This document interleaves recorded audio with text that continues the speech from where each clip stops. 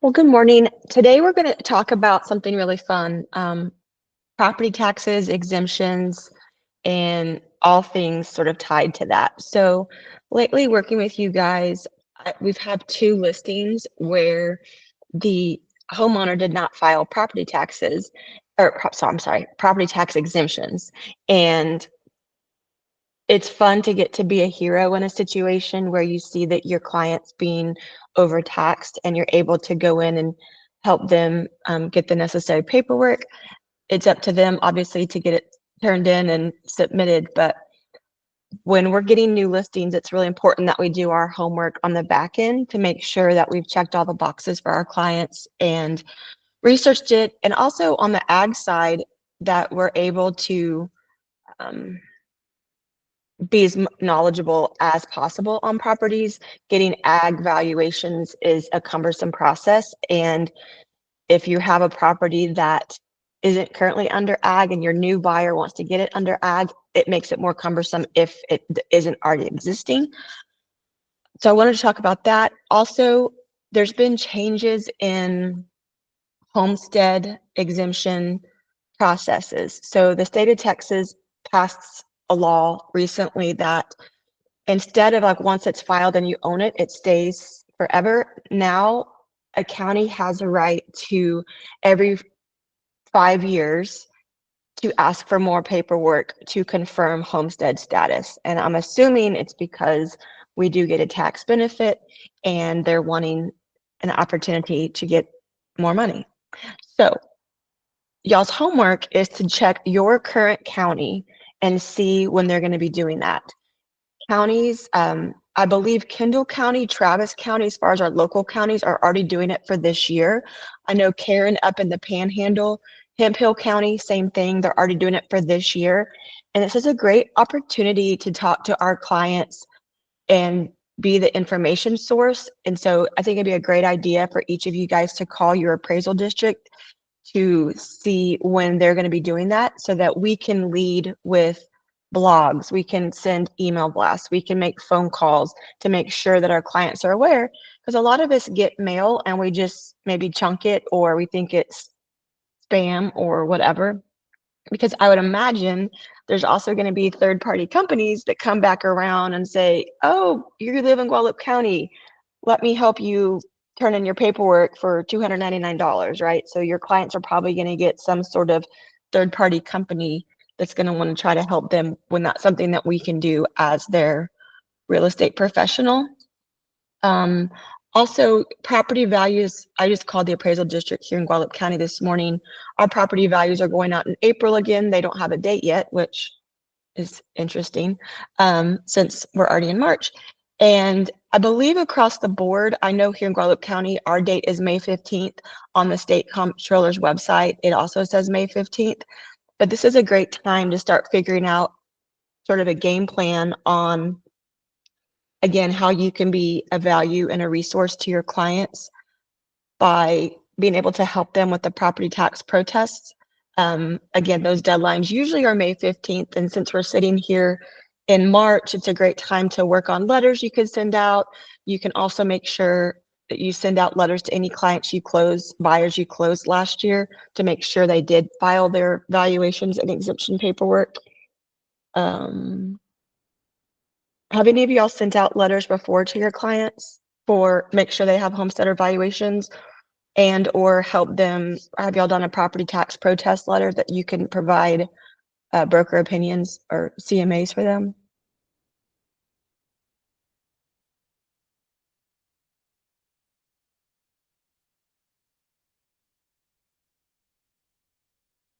I think Leanne has done that before, but it'd be a great thing to do. Just to, you can do email blasts, you could text and call people. You can also just go through your properties that you've sold in the past, look those addresses up on the CAD and see if they have the homestead on file. And you can go for years back because they'll actually do a 3-year rollback if they haven't, which is also handy for clients.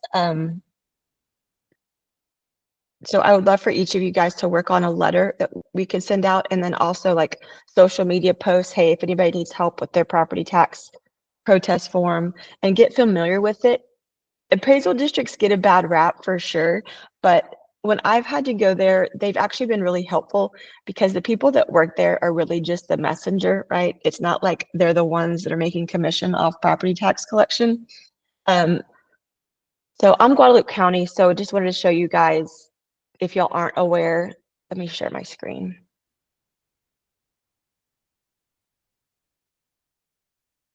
Has everybody had their coffee this morning?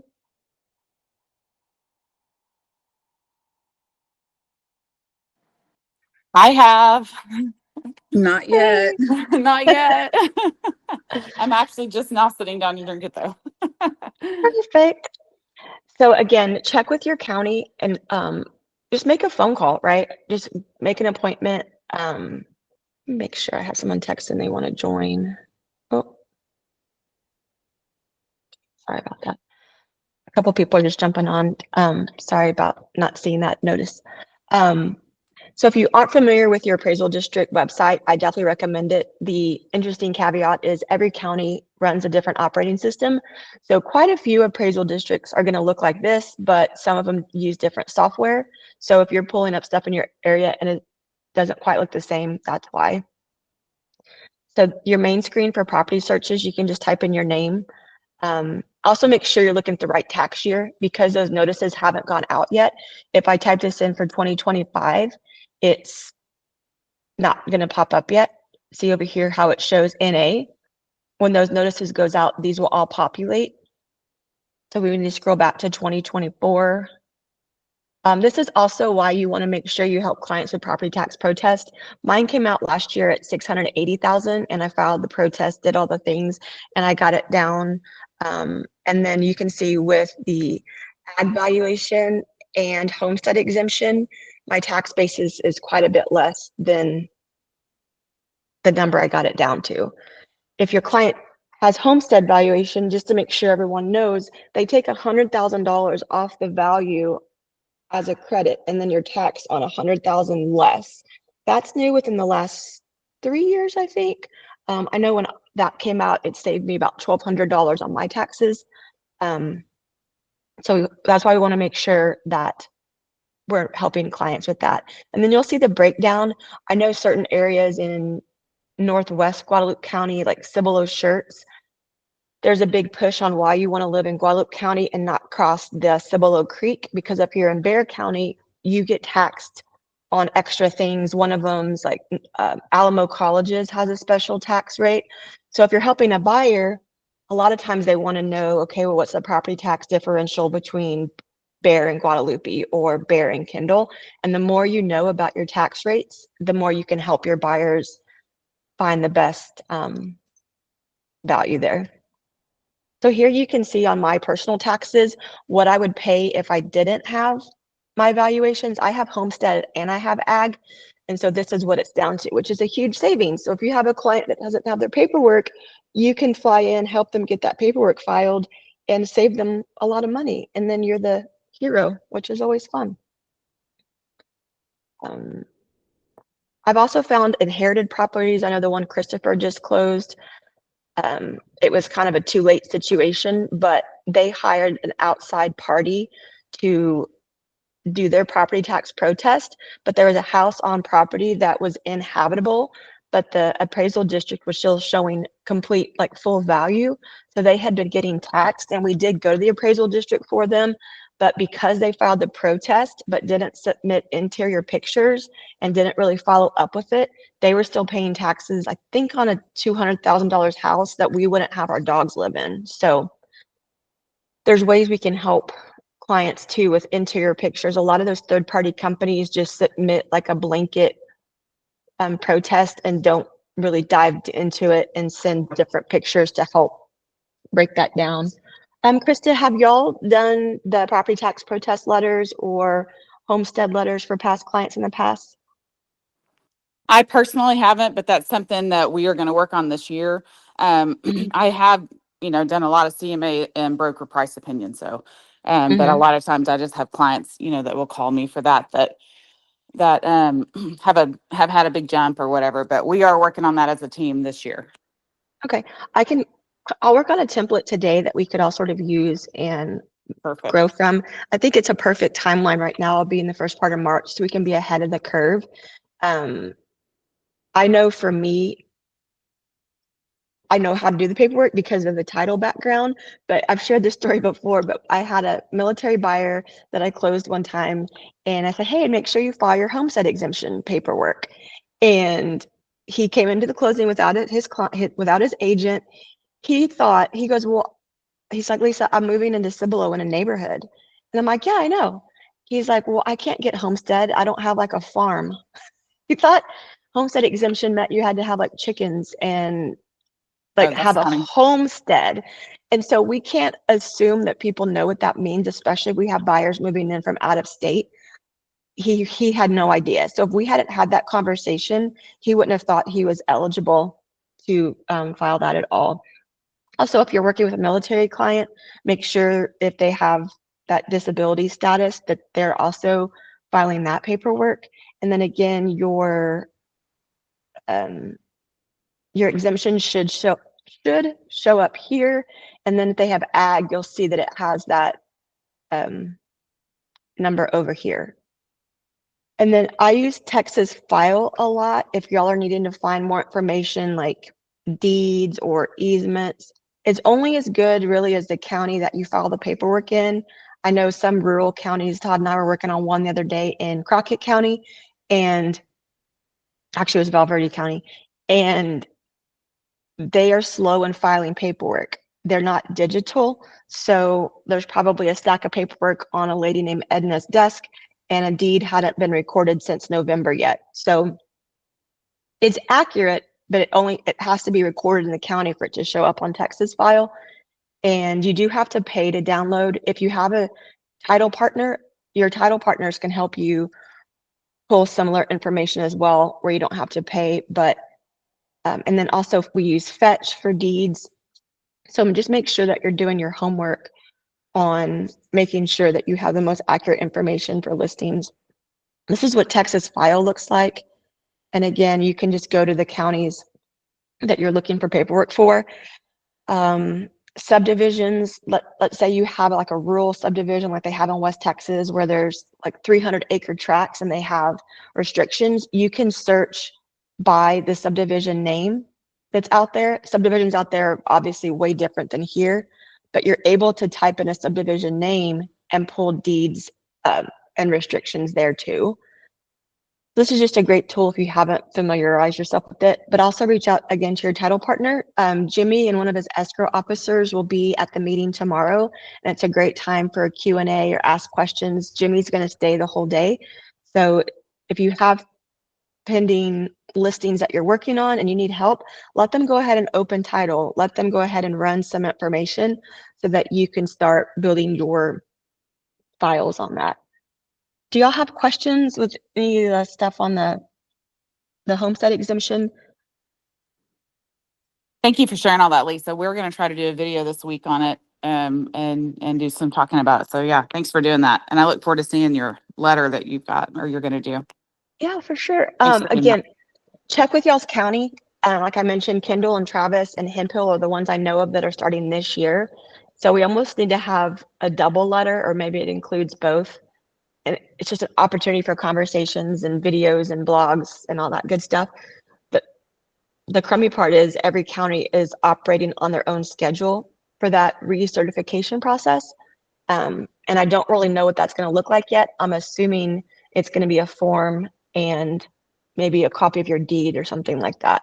Almost like you're starting the process over. So that's all I have. Hey, buddy, I have just a word of advice per usual, but I don't know how most counties, but in Gillespie County, they're like when I represent a buyer, I'll often write in that the seller will provide us their last 5 to 7 years of ag information, so that when we file, we have that to go with our application, just so that it's a smooth transition. Because people go, well, duh, the appraisal district has that information. They can see that it's been in ag use, but they don't, in Gillespie County, they don't use that past history. So we try to ask for it when we write up the offer. Mm-hmm. Two, on the letters that we're going to send, I don't like being a source for information because then you're liable for the information. So there's a couple of good worksheets that you could send with it that are from the state comptroller. And so I think your letter can be very general and basic, just to reach out and connect. And then you could include a letter like this that has it very detailed, where you're not the source and that's coming from the comptroller. We never want to misspeak or misguide, because then we're on the hook for that. So this is something that you could include or just attach in your email. Good But yeah, advice. the ag is a whole nother layer. And every county on that's different too, which is real helpful. So we'll see. Krista, did Kendall County ever get straightened out on their appraisal district and like get an appraiser? So, well, I don't know about getting a new chief appraiser, but I know we've talked about that a few times, and I think every county in the Hill Country should plan on this happening. Is that, they are still counting a minimum of 10 acres for ag plus the additional acre, around the house and the homestead. So I think every county, I've talked to a number of brokers, active brokers between here all the way up, to Hempstead to Hamilton, and this whole Hill Country area is going to that model. So just be careful as you're dividing up property or even purchasing property that's been under ag. If they go to reapply and it's 10 acres, they're not letting them renew that ag. Mm-hmm. Also, I would be very hesitant if you have a listing to ever say something has ag valuation, because just because your listing's been in ag does not guarantee your new buyer ag. And again, to me, that's a liability thing, because we don't know what the buyer's intent is going to be. So be very careful on your wording on that. So Maybe what would be some good wording, do you think, Lisa? Because I do think there's still some value for in, sure, Yeah. but maybe if you're in a questionable acreage range, you should not. right? Yeah. What are your thoughts, Richmond? No, I tell them it is currently Current, Right. yes, evaluation. That's the exact phrase I use. yes. Yeah. I've seen other brokerages convey new buyer status with that, and I'm like, ooh, like you're putting your head in the chopping block for sure. Currently under wildlife exemption or valuation, currently under da da da da da. But just make sure we never are promising any type of conveyance, because those things do not convey. Lisa, also, I know in Kaufman County and Henderson County, they're starting to crack down on the ag exemptions, and they're mandating the stocking rates, which don't always line up with what the proper stocking rate would be. So Mhm. I don't know if y'all are seeing that down there, but we are here. So if it's a 10-acre stocking rate, they're expecting you to have 5 cows on a 50-acre tract, regardless of the condition of the property. Correct.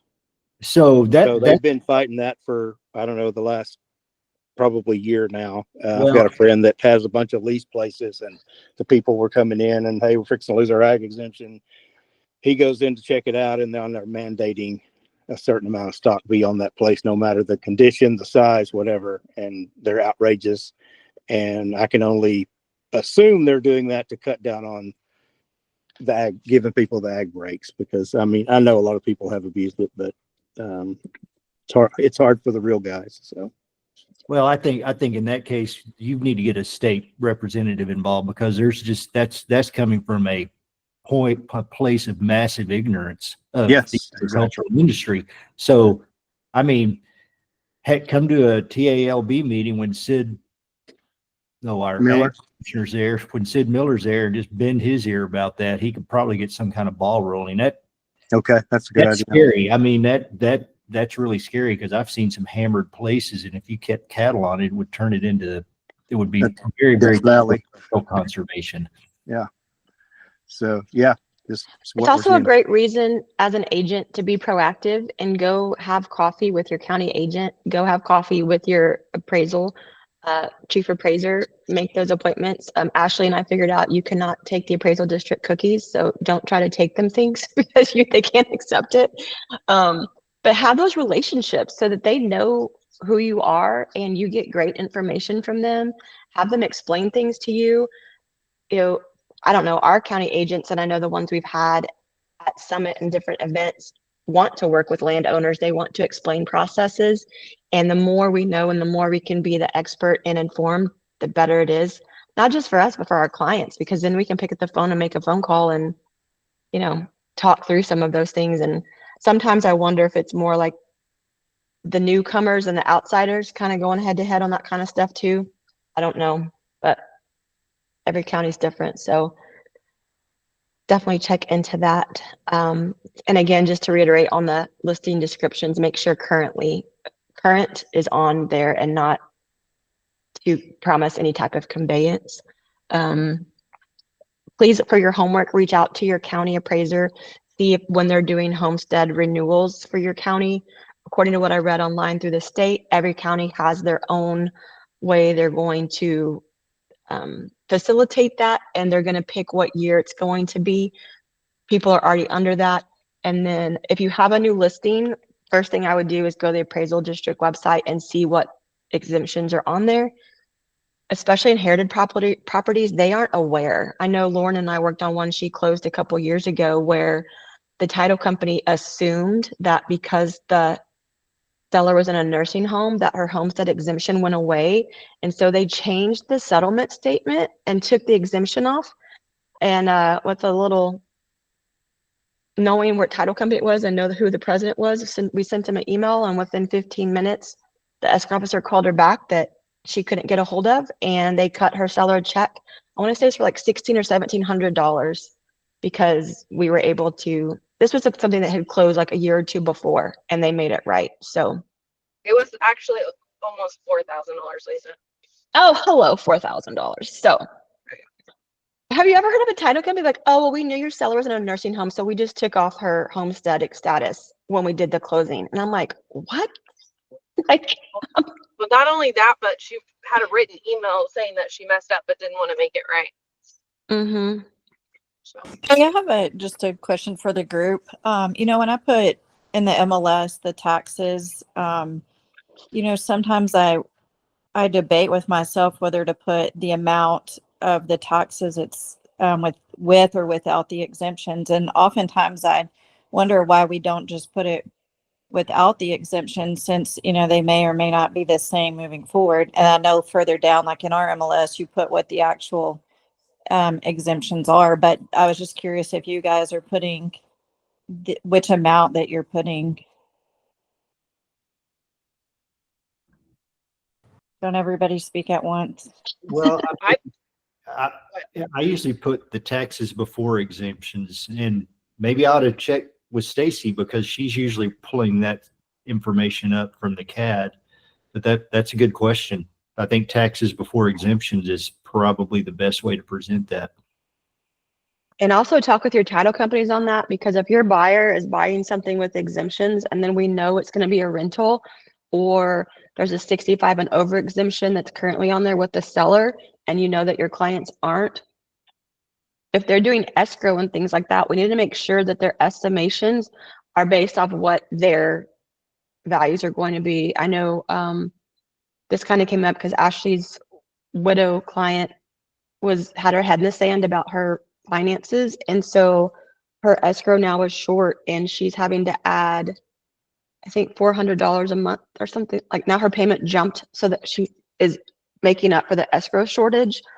It's also really important if you have new construction homes that are maybe a production builder, make sure that that builder is estimating off what the home value is going to be and not the lot's going to be. I've seen that a lot in title where like DHI title is estimating your buyer's taxes off the dirt and not with the house, because it takes the appraisal district like a year to get that caught up.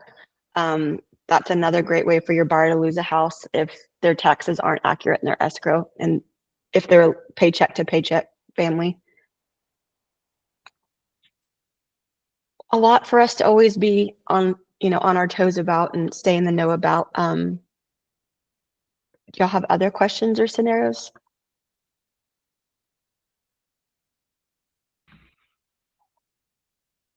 If you're working with buyers, it's really important on the estimation side for taxes. and to where they know that that tax value doesn't always convey. Also go back when you're doing your seller and look and see what their tax values have jumped when you're taking the listing, and see if they filed their protests. We want to make sure that we're working with clients. And I know I was talking to Tracy yesterday, and she has a couple sellers that she's working with now that have been like on pause for a while. Always make sure that you're having conversations with clients. And that's why I'm bringing up these dates now that we're in March, is those notices go out in April. They have a very short window to file the property tax protests. I know mine last year, I got the end of April, and we only had about a 2-week window to get those turned in. So I would say let's start sharing out blogs and start putting bugs in people's ears that this is coming so they can be prepared. Because we're also, a lot of us are doing our income tax right now too. It's like everything gets crammed into one time on when we have to be really alert and aware to get this stuff done. I know I got mine down like $180,000 on my tax value. So that's something that we can help our clients with and create that loyalty and that, enhance those relationships we have with clients.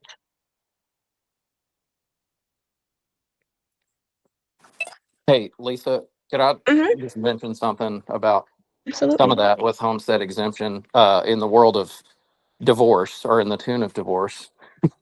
Because I've been through it. And so, like, when I first got married the first time, my ex-wife, she'd never changed her name.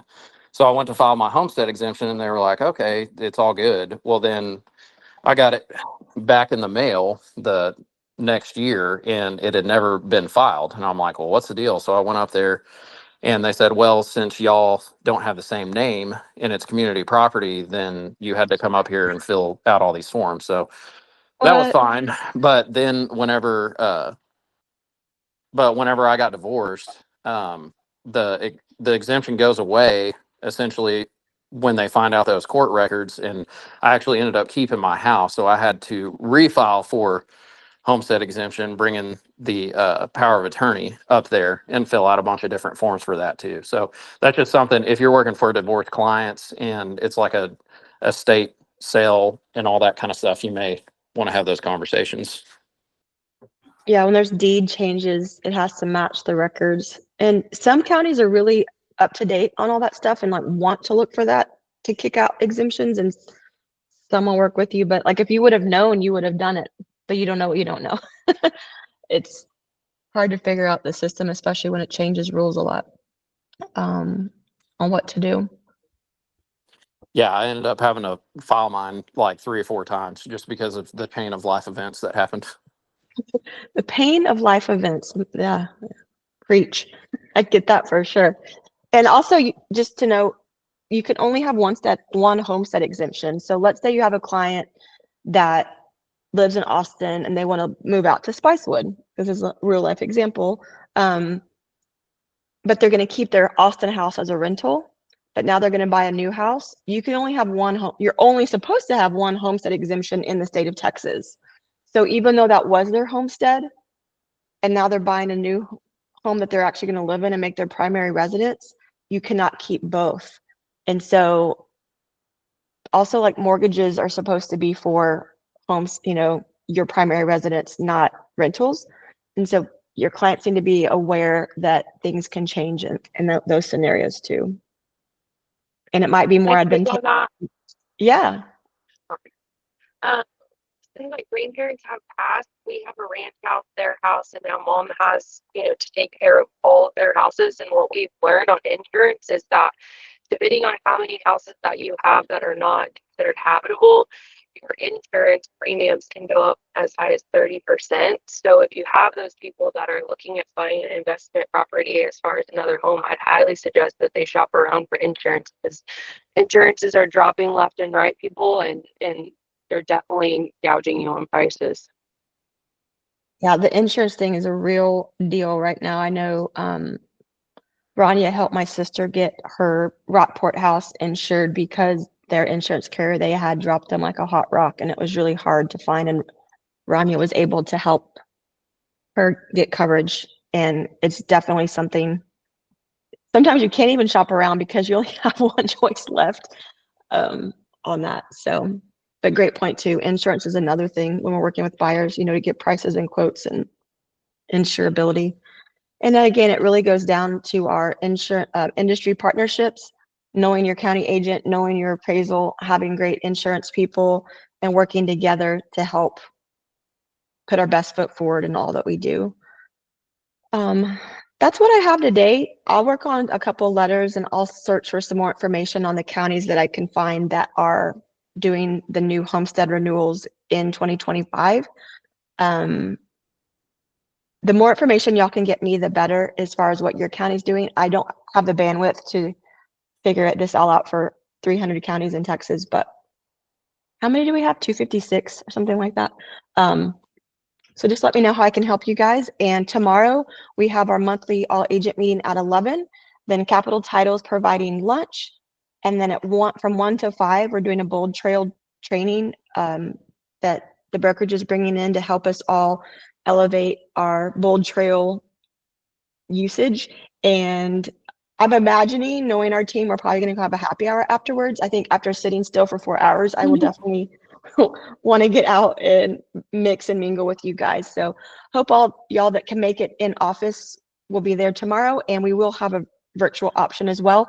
I got a microphone that I'm hoping will help the speaker so that if you are watching virtually, you'll be able to hear and maybe cut out some background noise there. We will record it also. I don't know if Google Meet has a time like maximum on that, so hopefully it'll still roll the whole time. We might have to start and stop a couple times, but I know Zoom did. But Hey, Lisa, I wanted to add yeah. to you a little bit about tomorrow. So Yeah. the guy that's coming in to do the bull trail training, he's going to spend, so he's a top producing agent, a team leader, and he uses bull trail in his business every day. So he's not just a geeky like bull trail guy. He knows how to like really make it work for your business. He is also going to spend about half of his time talking about lead generation. So not necessarily specific to just bull trail. So tons of value just on the sales side, on, you know, just being an agent, lead gen, and bold trail. So it should be a really, really good event.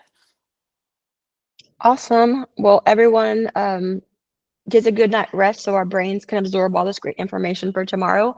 And if you haven't confirmed if you're coming in person, can you let me know? We do have a lunch coming in, so just want to make sure we have enough food for everybody, and bring something to drink if you don't like what we have in the office. And like, you know, during the class, just bring your water or tea. But if you have any questions or you haven't RSVP'd and you plan on attending tomorrow, please let me know so I can adjust so we can have room for everybody. Y'all have a great day. We'll talk to y'all soon. Thank you. Bye.